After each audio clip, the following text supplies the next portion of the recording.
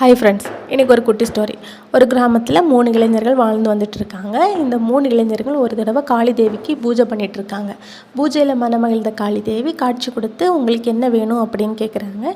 அந்த 3 இளைஞர்களும் எங்களுக்கு செல்வம் வேணுங்கிறாங்க. உடனே காளி தேவி ஒரு 3 தாயத்தை கொடுத்து, இதை ஒவ்வொருத்தங்களும் தலையில் வச்சுக்கிட்டு வடக்கு திசை நோக்கி நகர்ந்து போங்க. இந்த தாயத்தை எந்த இடத்துல விழுதோ அந்த இடத்துல தோண்டி பார்த்து கிடைக்கிறத எடுத்துக்கோங்க. ஆனால் பொழுது சாயறதுக்குள்ளே எடுத்துக்கோங்க அப்படின்னு சொல்கிறாங்க. இந்த 3 பேரும் நடந்து போகிறாங்க.